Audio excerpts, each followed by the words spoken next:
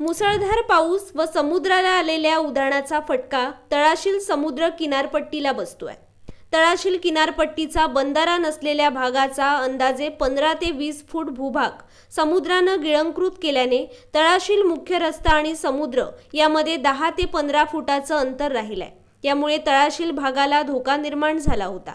याबाबत तातडीनं उपाययोजना करण्याची मागणी ग्रामस्थांनी केली होती। या पार्श्वभूमीवर शिवसेना जिल्हा प्रमुख दत्ता सामंत यांनी उधाणाचा फटका बसलेल्या तळाशील समुद्र किनारपट्टीची पाहणी करत किनाऱ्यास सुरक्षित करण्याची हमी दिली होती। सामंत यांनी आमदार निलेश राणे यांच्या माध्यमातून ढासळत असलेल्या भूभागाला बंधारा घालण्याच्या कामाची सुरुवात ग्रामस्थांच्या उपस्थितीत केली। तातडीनं आमदार निलेश राणे, जिल्हा प्रमुख दत्ता सामंत यांनी स्वखर्चाने बंधारा घालण्याचं काम हाती घेतल्यानं ग्रामस्थांनी समाधान व्यक्त केलंय। तोंडवली तळाशील गावामध्ये पावसाचं चालत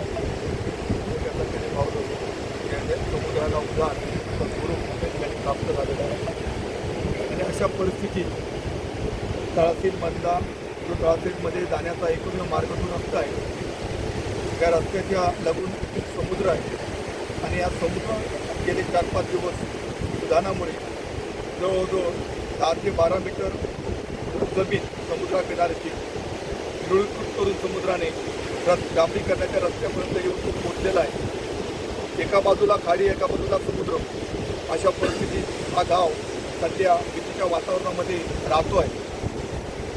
उद्याच्या 2-3 दिवसाच्या अमावस्येच्या नंतर उधाणापूर्वी करेचे रक्षण जर झालं असेल तर या गावाचा संपर्क तुटून जाईल आणि पूर्ण रस्ता आणि खाडी ही दोन्ही एकामेकाला जोडून मोठ्या प्रमाणात या गावाचं नुकसान आणि हानी होण्याचा संभव आहे। तळाशील सर्व ग्रामस्थांनी माझ्याशी संपर्क साधला असता मी सन्मानाने या मतदारसंघाचे आमदार त्याचे अधिवेशन चालू असल्यामुळे त्या अधिवेशनामध्ये होते। अधिवेशन चालू असल्याने ते मुंबईला आहेत। मी त्याच्याशी संपर्क केला आणि त्यांना ही परिस्थिती सांगितली। तरी ताबडतोब त्या तळाशील गावाचं रक्षण करण्यासाठी मला त्यांनी स्वतः सांगितलं, आदेश दिले की आपण कुठलाही विचार न करता आपल्या स्वखर्चातून आपण त्याचं संरक्षण केलं पाहिजे आणि गावाचा जो संपर्क आहे तो कशाही परिस्थितीत तुटला जाता कामा नये आणि या गावाचं संरक्षण झालं पाहिजे। ही जबाबदारी आपली आहे आणि आपण तातडीने करून देऊया आणि त्याचाच एक भाग म्हणून आजपासून आम्ही या स्वखर्चाने त्या ठिकाणी दगड आणून हा प्रोटेक्शनचा जो बंधारा आहे तो करण्याचा आम्ही आता प्रयत्न करतो आणि चालू काम आहे। तळाशील बहुसंख्य या ठिकाणी ग्रामस्थ आहेत। यानंतर सन्मान्य आमदार निवडून आल्यानंतर सन्मान्य पालकमंत्री नितीनजी राणे या ठिकाणी पालकमंत्री झाल्यानंतर सन्मान राजेसाहेब खासदार झाल्यानंतर जवळजवळ या तळाशील गावामध्ये 730 मीटरचा बंधारा टेंडर झालेला आहे। 730 मीटरचा जवळजवळ 7-7.5 कोटीचा बंधारा या ठिकाणी सन्माननीय या ठिकाणी मंजूर केलेला आहे। त्याचं टेंडर पण झालेलं आहे। त्याच्या पुढचा 150 मीटरचा भाग आहे तो सुद्धा मंजूर केलेला आहे।